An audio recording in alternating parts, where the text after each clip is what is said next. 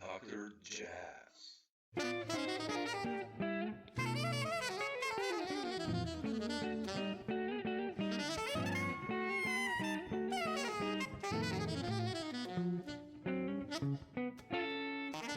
Listen, I'll just jump in. I have you on so many records, and I've loved your composing and playing, and the last one is fabulous. That's why I think I got in touch with you last year because of rivers in our veins. And I'll start this talk with this record, and I've read about it a lot, but just I wanted to ask you about your composing. There are some beautiful melodies there. There's the rock vibe going on. I sense a Mhm. lot of frisell almost. That maybe because I'm a guitarist, but like, how do you approach writing in general? I mean, or especially with this project. I mean, Yeah, well, I think for me, I'm not a trained composer at all. So a lot of what I do is a result of some kind of inspiration, in outside of music. So in this case, with rivers, it was obviously water, nature, the species living around the rivers, all that stuff.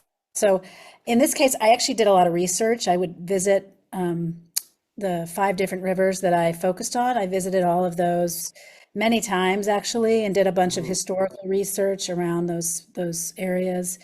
And I had a very specific.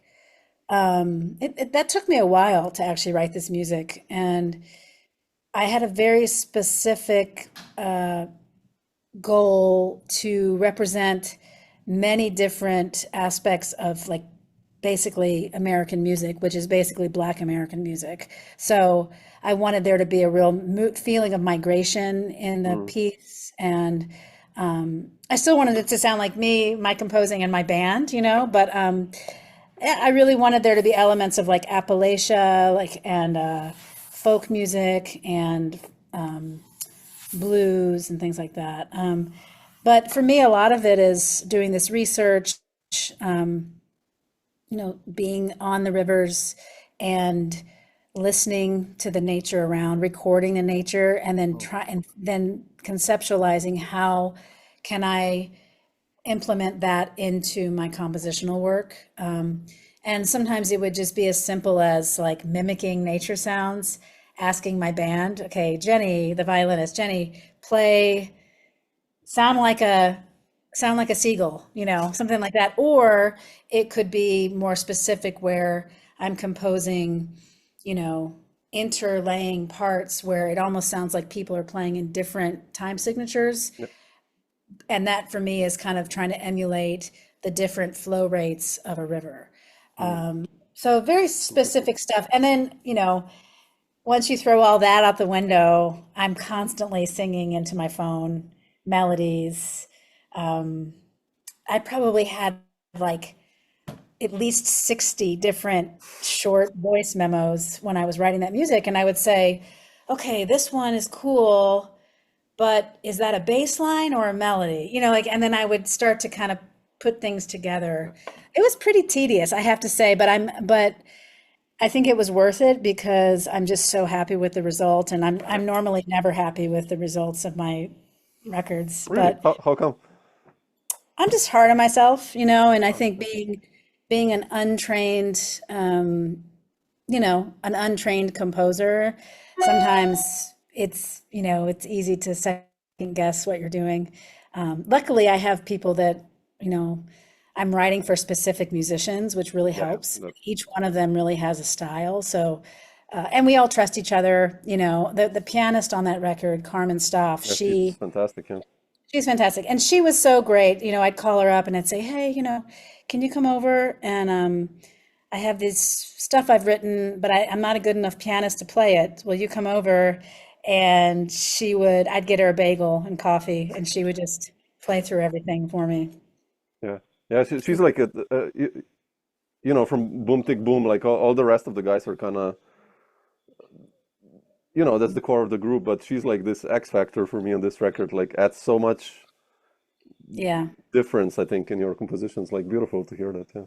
Yeah, and she plays like I really heard I didn't hear Myra on this project. I heard her, and part of it is her the actual timbre and tone of her playing. Like she has a certain darkness to her sound that I really like, and that I thought would be perfect for this. And she also plays, technically she can play anything and she can read anything, and she's just one of those people. And but then she has this certain fluidity on the piano that I knew was exactly the sound I wanted for this project. Yeah. Hmm. Yeah, it's beautiful. Yeah, I wanted to ask you about your band. You know, I know you have such a long musical relationship with Todd and Jenny and Ben, obviously, and Jason is kind of a newcomer almost, but also, but like, what are your stories with these guys? I mean, how have you met Todd, for instance, or and Yeah, Todd and I, God, he's like a brother to me at this point. You know, we don't even live near each other. He lives on in Oregon, but we met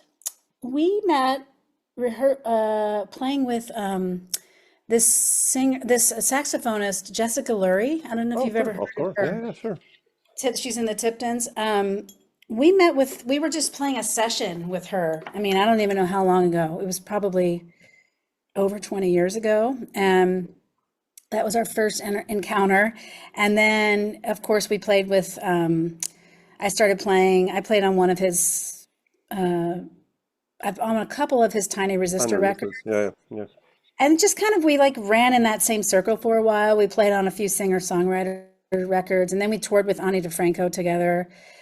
So we've had this real, just a long relationship, and he's, especially for Boom Tick Boom, he gets it because that music is not, I juggle a few different worlds because I love jazz, but I love all types of good music, and my writing shows that. So there's I love this, it, yeah. it doesn't always totally work if I have just a super straight ahead So bass yeah, player. yeah, yeah.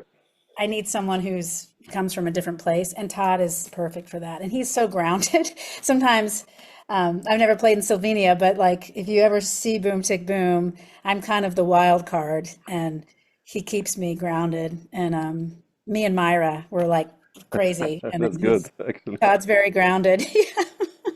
But yeah, and then Jenny, it's funny. I just did an interview yesterday for Jazz Is because Jenny has a new record coming out, and they wanted to ask me a few questions about Jenny, and they asked me the same thing, like how long I've known Jenny, and neither one of us can remember. I think we met at the old knitting factory in the early 2000s, and we've just been in a million bands since. And we had a band together. She's been in my band. I've been in her band. So yeah, it's just like these long relationships. And it's interesting with Jenny because when I first had her play on my first Boom Tick Boom record as a guest, I didn't exactly hear violin, but I just heard her, Mm, like, yeah, because she doesn't play violin like most violinists.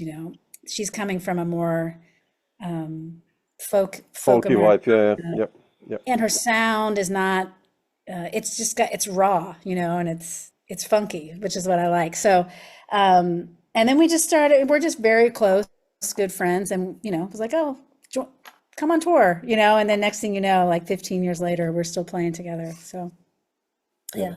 yeah, and Myra's always been a huge hero of mine. Like that's why I started Boom Tick Boom, is because I wanted a chance to develop music with Myra, because I just think she's just, in certain worlds, she's not unsung. She's very much revered, but internationally, Yeah, it's very like underrated still. Yeah. very underrated. And she's just one of the most brilliant, creative people I know. So, Mhm. Yeah. yeah. I love already all those early records you did with Reggie Nicholson and Lindsay. Oh, yeah. Man, Lindsay, whew, yeah. I that's think so beautiful. I actually think I met Myra through Lindsay. Oh, really? Oh, yeah, Because because I've known yeah, I have his Lindsay record forever. where you play on That's that one. Yeah, that's beautiful. That's right. That's right. I met Myra through Lindsay, and then the first time I played with Myra was through Marty Ehrlich, Mm, sure. alto player. Yeah. Yeah, yeah. Beautiful. Mhm. Yeah. Alison, can I just ask you to, you mentioned like, you know, you have obviously when someone listens to your music, there are so many influences, like you said, from rock to folk to jazz. I mean, obviously, uh, what, when did you decide to investigate jazz more? Was there like a specific moment, like, I don't know, early 90s or late 80s that you said like, shit, I want to play this music or? Jazz was always first for Oh, me. I mean, okay. as a kid, well, when I was really little, like I started drumming when I was 8, Oh, so early. and I think by age 10, I I had maybe 10 or 11. Maybe at age 11, I was already playing jazz. I started playing jazz when I was 8. But then when I was 11, I heard Miles Smiles with Tony, and then that's when I was like, "Oh, this is what I want to do." So jazz has always been first for me, and I think it comes down to the improvisational quality. And I wouldn't even exactly say jazz. I would just say improvised music. Um, and I mean, I've always loved drums, but jazz for me was the first. And then, of course, at the same time, I'm a kid of the 80s, so I was listening obsessively to Prince, like early Hmm. Prince Sure. and Michael Jackson, like that's always just, I grew up in DC, so it's always just been, that's what I listened to. But the jazz bug bit me when I was really young, and that was always what I wanted to do from the very beginning. And then, of course, when I moved to New York, I was 21, and then I started hearing, oh, jazz isn't just one thing. There's all these little different pockets of jazz. There's avant-garde jazz. There's all this stuff. And then I started kind of expanding and getting into other things. And I will say, part of why in my 20s, I started veering from jazz. And I used to go on the road with like kind of bigger pop singers and Yeah, I wanted singer-songwriters. to ask you that about that too. Yeah, and part of that was because was social, because at the time I was like a young queer jazz drummer, but at the time it wasn't so, like, there was no community for that really. Sure. And now it's not an issue at all. But back then I felt like I lived two different lives. I kind of had this jazz life that felt a little conservative socially to me and very masculine. And then I had this queer lifestyle where I could feel like it was in alignment with my Mm. politics and my lifestyle. And lifestyle's not even, I wouldn't even say it's lifestyle, it's just my life. And so I didn't know how to combine those. And so for many years, I felt more comfortable socially going on the road with people like Ani DeFranco Franco. or Yeah, yeah. Natalie Merchant, Brandy Carlisle, and it was fun for me musically too, but eventually I was like, I need to improvise, and luckily jazz, it still has a long way to go, but it's becoming more accepting. And now we have, you know, uh, trans folks playing jazz, and, it's becoming a more open environment very slowly, but it's Interesting happening. that you're So, mentioning yeah. this because I never felt that as a musician that this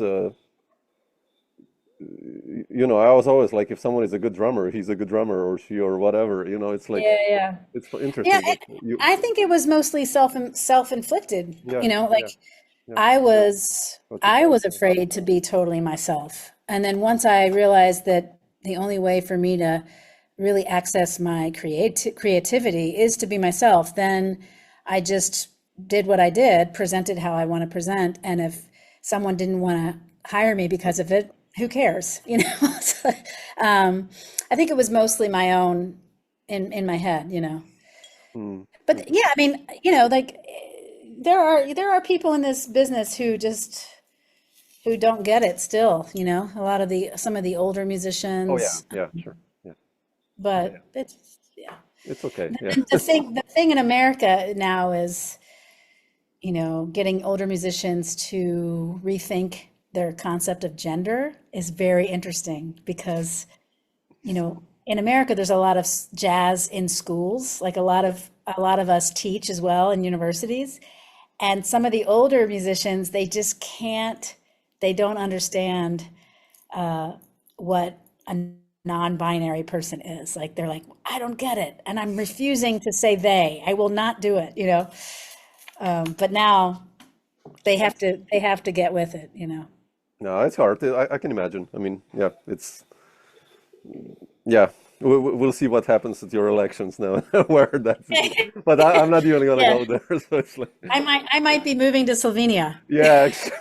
I mean, it's crazy. If something crazy happens, I'll be surprised, but at the same time, I won't be surprised, to be honest. So it's Yeah. like, but you mentioned Annie DeFranco and Natalie Merchant. How did you get those gigs actually, since you were still moving in jazz Yeah, circles? Like, I got both of those gigs through a bass player.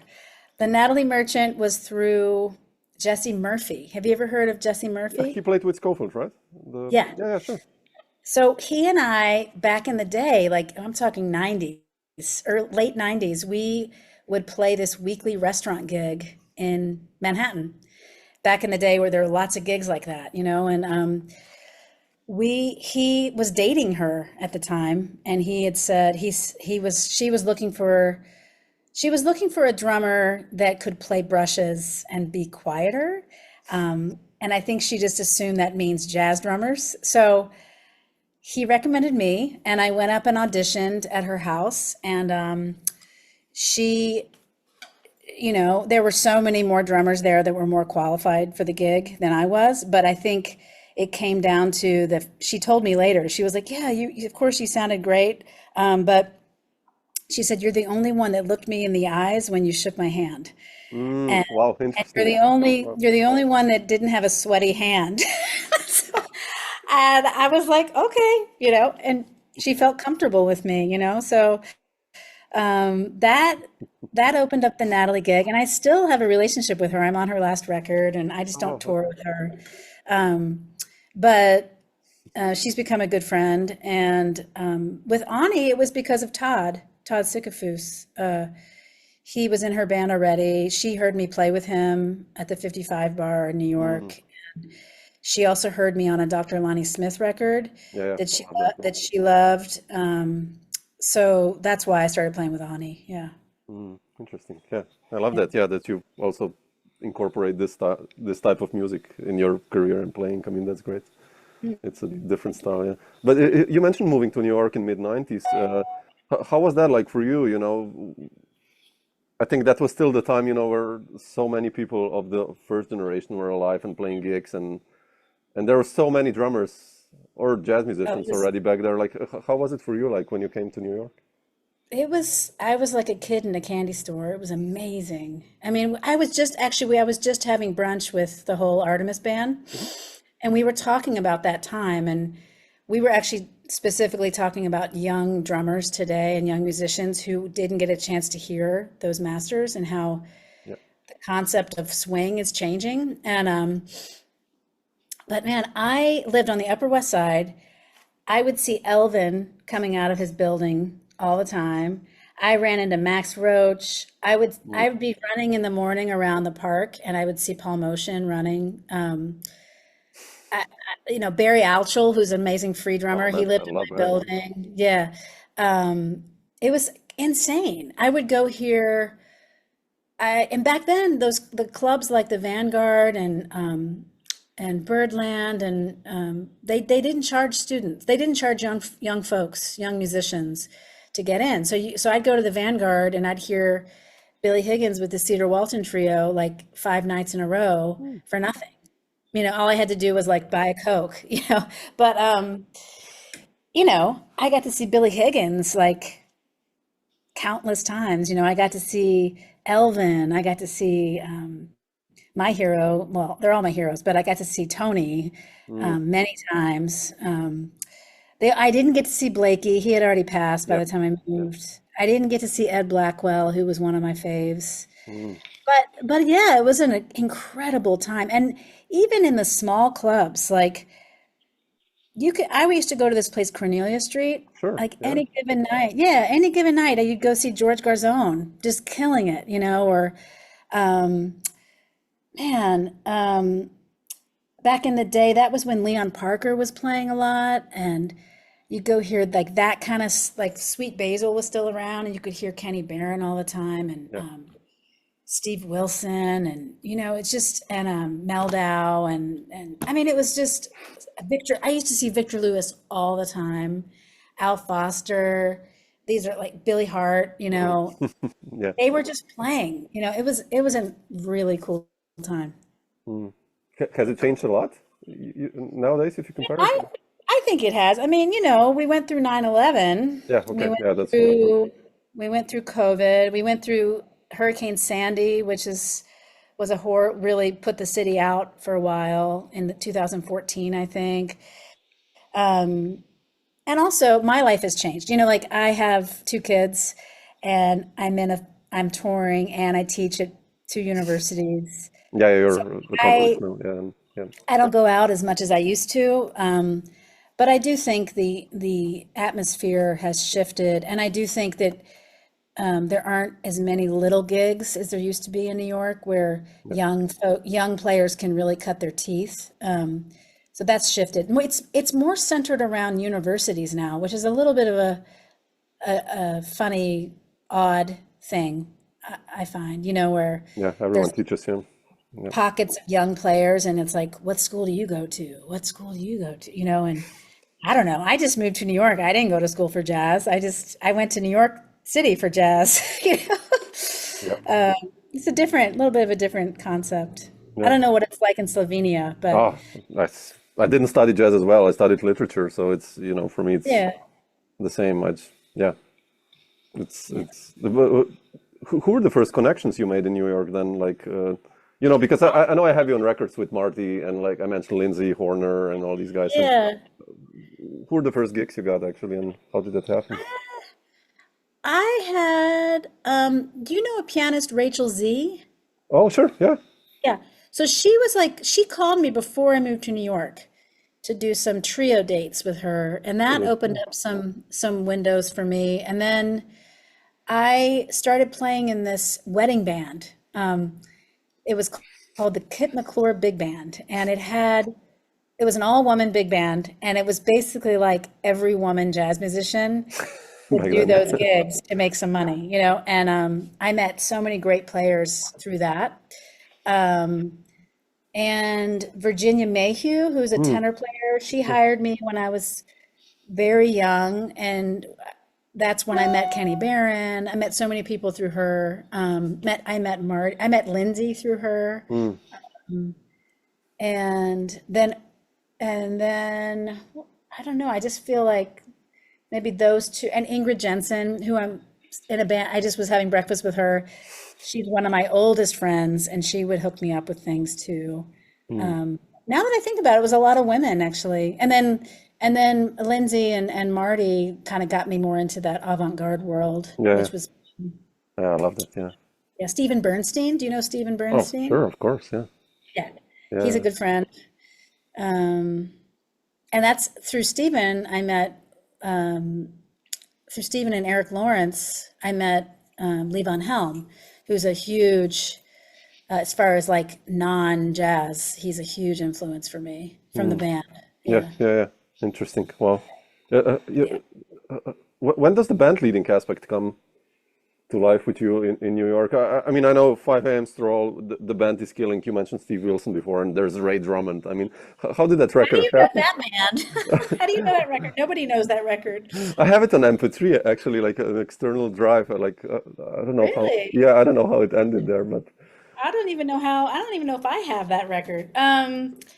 That was, uh, I mean, that record I wrote, I was going through a breakup, and mm, I wrote that music like, I remember it was like an August, of a horrible August, and all I did was like wake up in the morning and go to the piano, and I wrote all that music. And then I was like, well, at the time I was studying with Lenny White, and oh, okay. Lenny was like, well, he's like, what are you going to do with all that music? And I was like, I don't know. And he was like, why don't you make a record? And I was like, okay, and then he's like, who do you want to play? And I was like obsessed with, of course, at that time, like Steve Wilson, Bruce Barth, and Ray Drummond. I Oh, mean, those yeah. were like some of my heroes, and they were all game. And then I put the record out, and Lenny produced it. He just offered to do that, which was amazing. He let me play one of Tony's drum sets. Wow. Okay.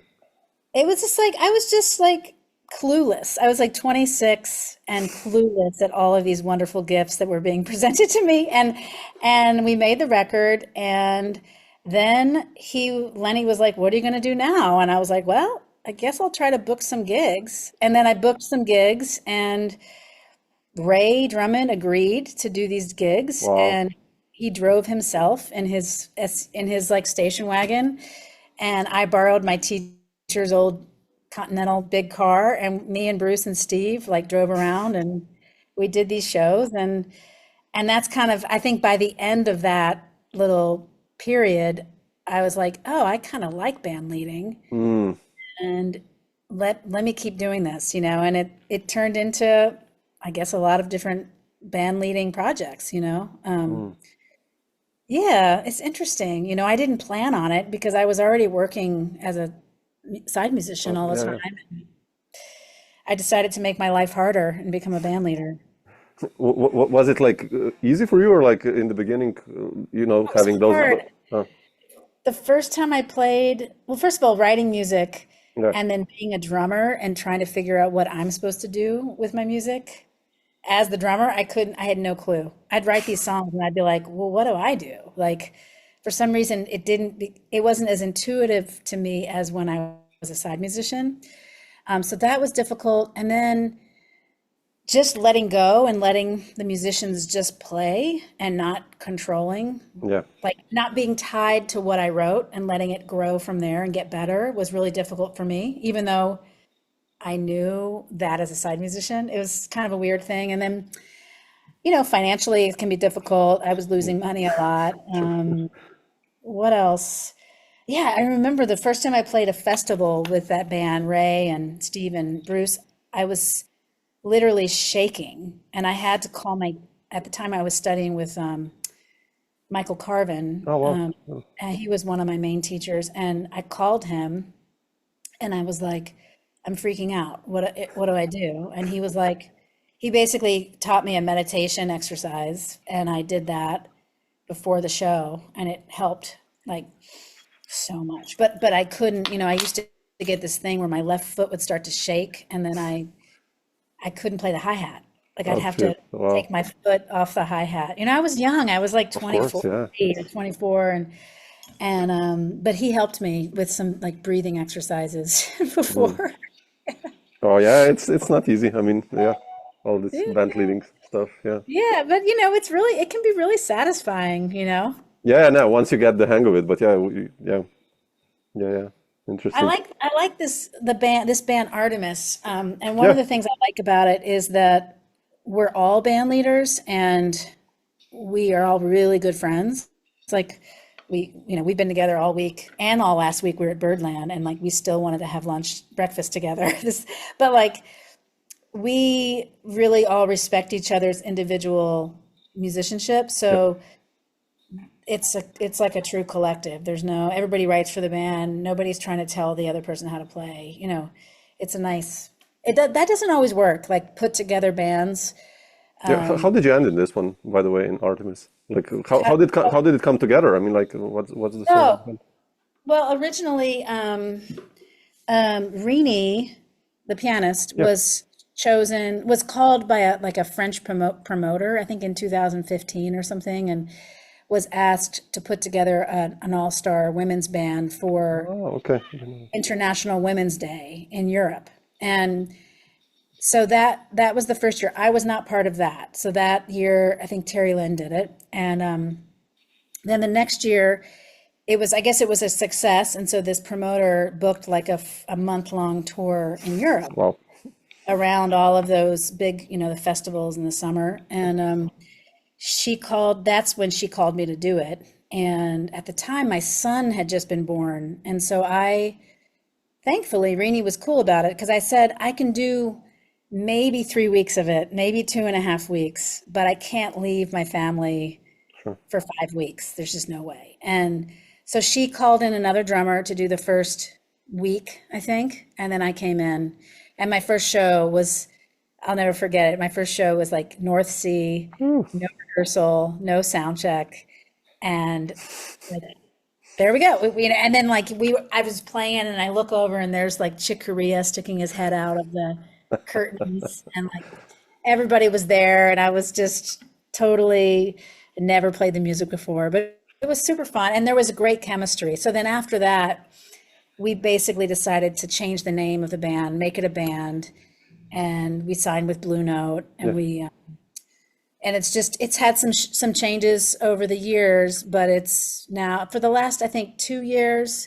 it's been a quintet and it's like the core group. Fantastic. We love it's super. When we just made a new record 3 weeks ago or something. Oh, really? So it's coming out next year, probably, right? Or Coming out in February. oh, wow, fantastic, beautiful. Yeah. Yeah, wow, that's quite cool. Yeah, I love the last one that you did last year. I love the tune that you wrote, bow and arrow. I think. Bow and arrow, yeah. Yeah, it's a nice tune. I mean, it's really nice. I like it that you all composed. I mean, that's Yeah, I think our new nice record thing. is the one coming out in February is like my favorite that we've Yeah, made. yeah. What about you? Besides Artemis, have you been writing something new? Also, you as a band leader, like, or have you been preparing something new? Yeah, well, like a lot of musicians during COVID, I basically recorded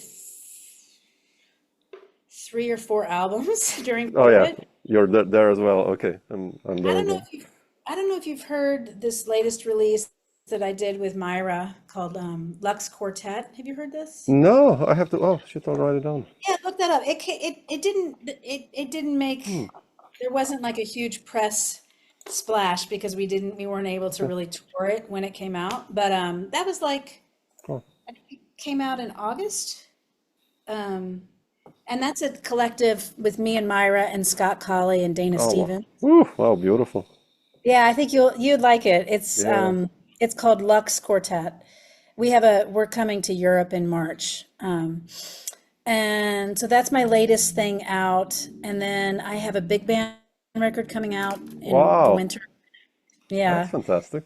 I recorded I had my music arranged for big band and I did a recording with like a college group, the University of North Texas 1 O'clock band. Oh yeah, I saw And that on YouTube, some footage. Okay. yeah. Yeah, okay. And that's coming out. And then I have another record that I don't know when I'm going to get this thing out, but it's a really cool record and it has really nothing to do with jazz. It's a trio project that have you ever heard of Wendy Eisenberg? The guitarist, right? Yeah. Yeah, sure. So during COVID, Wendy and I would get together like once every couple weeks and we would just play free duo and I would record it and then kind of take it apart and like take elements and write we both wrote music from those elements and so then we made this record and it's me and Wendy and Nick Dunstan, bass Oh wow, player. And beautiful. it's a cool record. Wendy sings on it. It's like it's hard to even explain what it is, but it's great. We just haven't finished it. Oh, So fantastic. Oh, three completely four different things. That's I know fantastic. that's my issue with life. Like No, that's great. That's I let my creativity lead me and then it like takes me all over the place. yeah, but it's good because there's no more rules, I think, Yeah, regarding how many albums you put out or what, or it's just, I think it's over with the times that's like one record every 2 years at least, yeah. unless And you're, yeah. I want to make another Boom Tick Boom record.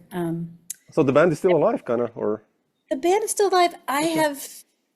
I'm in a little bit, I mean, you probably get this because you're a musician. Like I I kind of started because the original Boom Tick Boom lives all over the place. Um, I kind of came up with like a New York version of it, just honestly, just to actually be able to Logistically, work. yeah, sure. Yeah, because if I couldn't fly, like Jenny lives in a very small town in Northern California, and I can't fly financially, it just doesn't work, you know. So I started a New York version, which I've fallen in love with, which is Caroline Davis on alto, Jason Palmer on trumpet, Mm. Rashawn Carter on Hmm. bass, and Shami Royston on piano. And I I love that version, but it's completely different than the other version. So I think like my manager agent, he wants me to record this new version, but I have to let the music tell me what I do, and so I'm just starting to write music for it, and then once I do that, I'll know what it Mm, is. yeah, yeah. It's weird, it's like how much you just have to follow your creativity, and this is what I believe, and not let this pull to like make something that's is going to be Sell successful. or whatever. Yeah, yeah, yeah, Yeah, like you definitely. gotta, for me at my age, I'm like, I do what I do. Like I'm just gonna follow my creativity. I think that's the Especially most with our music that you play or we play, it's not straight yeah, ahead jazz. It's like really this more, I don't know, niche thing. Yeah. niche, creative, modern or whatever. I don't know how to call this music anyway. So jazz or something. Yeah, I don't know. It's like people will ask me sometimes, like, what do you play? I'm like jazz. Like, can you be more specific? I don't know, modern jazz or Right. whatever, Yeah, right. whatever that Exactly. means. I mean, but yeah. But do you have any plans of bringing any of your groups also to Europe or in the future, or that's Um, quite heavy, right? I mean, like, well, Lux Quartet is considered my group with okay, Myra. And so we'll be in Europe for like 3 weeks in March. okay, I'll try to catch one if Um, you're close. and then of course I'm in Europe with Artemis a Yeah, few times a year. sure. But I don't have any boom tick boom. I yeah, I think just life. Like I had a tour booked for that trio with Wendy and Nick, and then I ended up canceling it, and I did because of some personal stuff, family stuff. So I've had a kind of an intense couple years around personal things, and so you know how it goes. Like sometimes you just have Sure. to stop and be home. I have a So, two-year-old daughter, so I'm oh trying yeah, to you get it. gig as less as possible Yeah, the last year, just to be home as much as I can. So that, yeah. yeah, it's important I these mean, then days. that having kid or kids will completely change your perspective on the Oh, music. absolutely. Yeah, absolutely. It's beautiful. Yeah, it is. Cool. Yeah.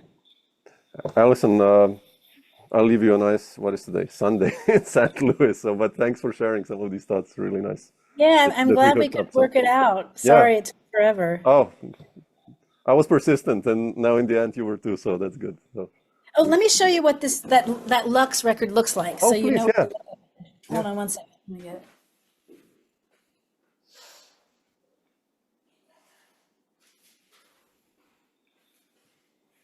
It's on it's on Enya Records. Ah, so the German one. Oh, okay, that's easy Yeah, to get in Europe. Okay, fantastic. yeah, Oh, yeah. beautiful. It's Yeah, I called think I Tomorrow. like it. Yeah, I love all these guys. I mean, all you guys. So it's beautiful. Yeah, it's quite a fun band.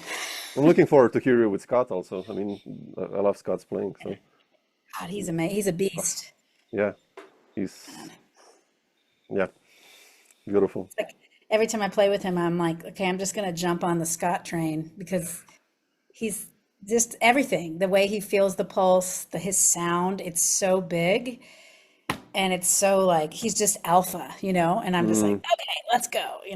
Yeah, it's Super fun. fun if you get to play with these guys. I did a tour last year with Bob Moses, the drummer, and Ooh, Arild yeah. Anderson. I don't know if you know Arild. He's like No. he played with everyone, with Jon Christensen in the '70s and Jan Garbarek.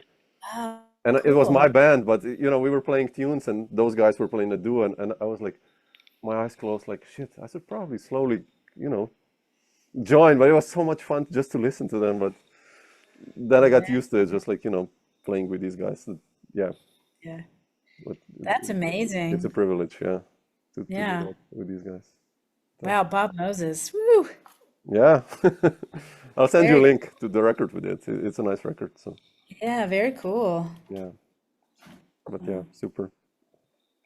Cool. Alison, if you're going to be in Europe, in Austria, drop me a line and we get together for a drink or something if you're close to Oh, that'd be Slovenia. great. Yeah, we'll I'd love to definitely be. catch you Our guys. booking agent is based in Austria, so Oh, okay.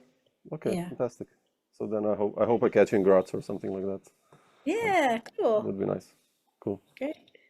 Okay. Enjoy St. Louis. So thanks again, and I'll Okay. I'll send you a link when this is out. So Okay, thank you so Cool. much. Thank you too. Bye. Ciao. Bye. Ciao.